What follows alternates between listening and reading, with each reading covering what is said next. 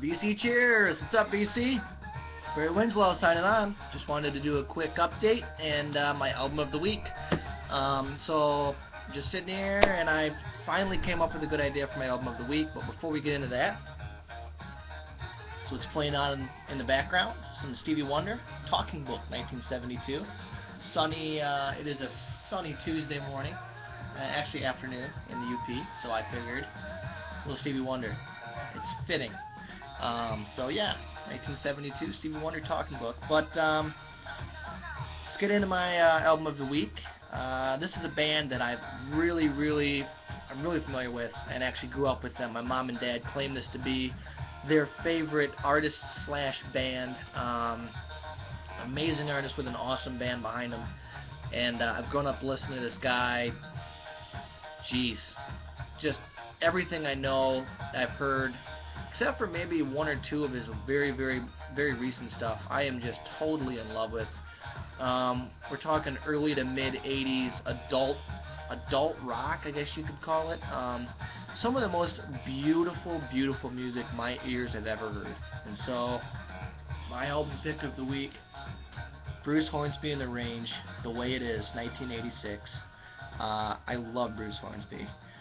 This guy, in my opinion, is totally underappreciated. Gets overlooked when it comes to 80s music. And just fabulous. Plus, I love the artwork. This is his debut release. Love this. It's like a diesel truck going across a bridge with like a misty, foggy. Isn't that cool? What an awesome image. So that's my album pick of the week. There they are. There's the Range. Bruce Hornsby here in the middle. So that's my album pick of the week. Really been listening to it quite a bit recently. Side A, On the Western Skyline, Every Little Kiss, Mandolin Rain, which is gorgeous, one of his biggest hits, and The Long Race on Side A. Side B, The Way It Is, Down the Road Tonight, The Wild Frontier, The River Runs Low, and The Red Plains. Red Plains is one of my favorite Bruce Hornsby songs. Not a bad cut. Fabulous. His first 4, 5, 6 releases are just phenomenal. And in my opinion, there's no filler material on any of those albums. The guy puts out gorgeous, powerful music. His piano playing, in my opinion, the greatest that there ever has been. I know there's some great piano players, and that's a huge statement to say. You know, Ray Charles, you name it. There's tons of them, but Bruce Hornsby, just he takes it for me. This guy, grew up listening to him, and it's fitting. Album of the week. There it is, Bruce Hornsby Range, 1986. The Way It Is. Love this album.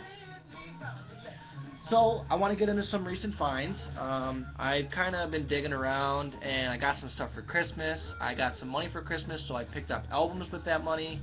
So the stuff I'm gonna show you is kind of from 3 different locations. The first location that I did some digging in and I picked up some really cool albums was at the record sale. Actually, the last record sale on NMU's campus where I go to school up in Marquette. There's some vendors. I don't know. I think I mentioned it on one of my earlier videos, but there's vendors from around the state of Michigan who come up to the UP, up to Marquette, and they come on the Northern's campus and they set up booths and stuff, and they're selling off, you know, what they have either in their store or if it's a personal collection. And there are so many awesome albums that come to this show. Actually, if you subscribe and you go into my videos, one of my very first videos is actually footage that I took of, I just went out and shot with the camera, just people picking and digging through albums at this record show, so check that out. But anyways, so these albums I'm going to show you next are from that record sale, the most previous one. Joe Cocker, with a little help from my friends, classic album. I didn't have it in my catalog. I love that raspy, bluesy, jazzy soul sound from Joe Cocker. This guy is just phenomenal. Love Joe Cocker. So I picked this up, and right behind it in the same box for like $4 or $5, self-entitled. So those two, I could have left there and would have been happy. But God, I love this album. So I was really excited about that. Lottie Miss Claudie, she came in through the bathroom window. Love that song. Delta Lady, love it. Love it. Picked it up. I'm so excited.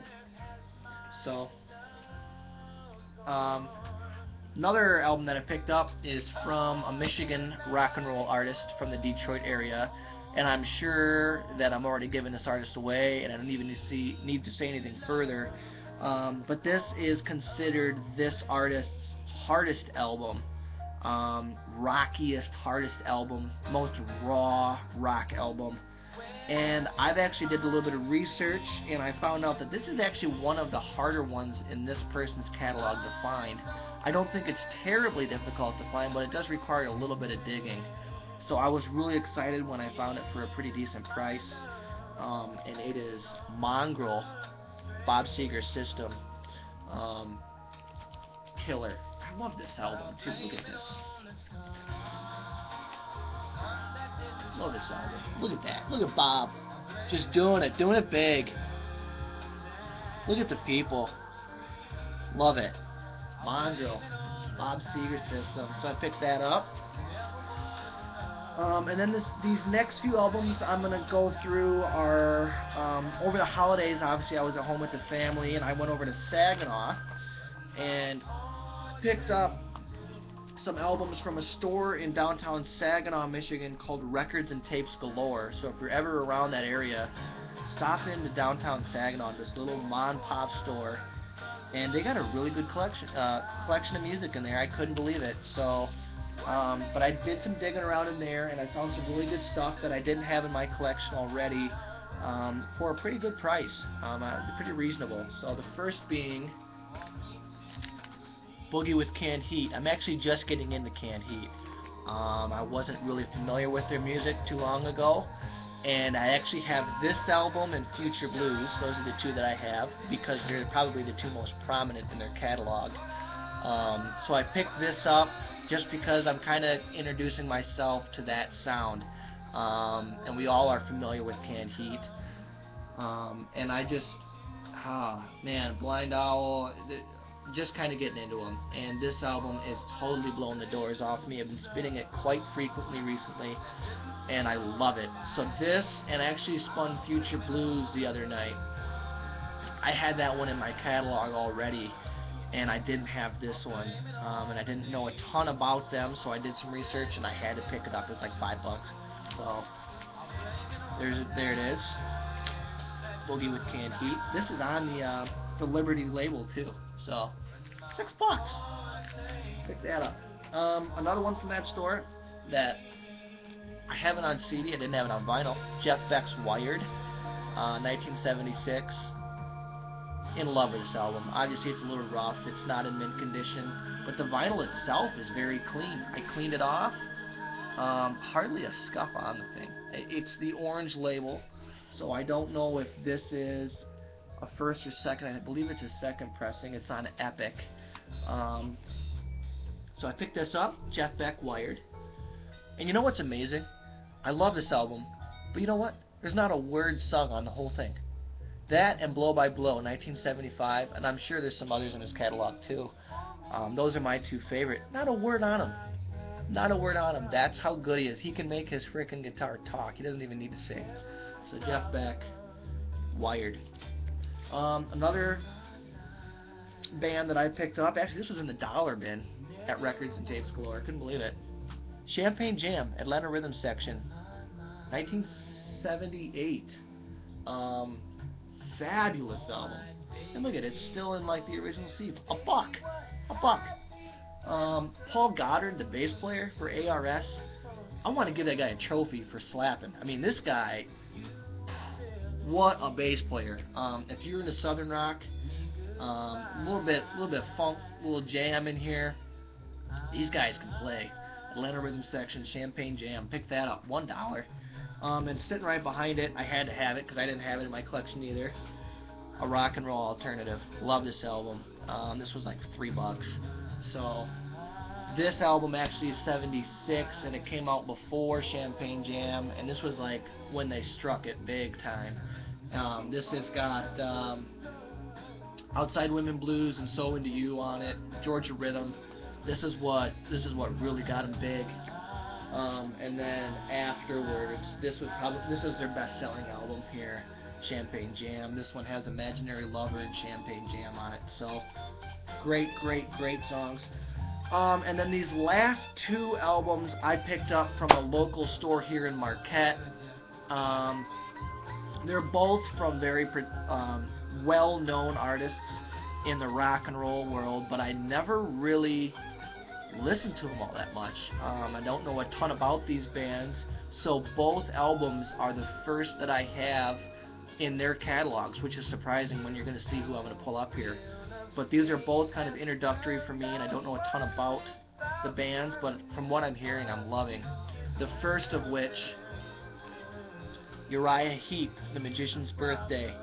I'm actually just getting into Uriah Heep. I didn't know really any of their bigger hits. I don't know how I look past these guys because they're a huge name. They're one of the four, and I never really listened to them. I never picked up on them until recently. And God, I put this thing on. It's just a little dusty. Cleaned it off. Sunrise opens the first side, blew me away. So, and I love this album art too. So, like I said, first album of theirs, just getting into it, love it. And the second of which, thanks to the VC, I've seen this album on the VC everywhere. Don't know much about this band except for maybe a little bit of their later work when they got more famous. Yes, the first album of theirs. Just starting to explore them. This album's amazing. Amazing. That third movement of Starship Trooper called Worm. If that's not the sexiest guitar riff you've ever heard, then I don't know what is. So, the Yes album. Just picked it up. So that's it. That's some vinyl finds and my album of the week. So I wanted to sign on and do a VC cheers. And thanks everyone for watching, subscribing. And I'll catch you guys later. I'll post again. Alright, Barry Winslow signing off. Peace.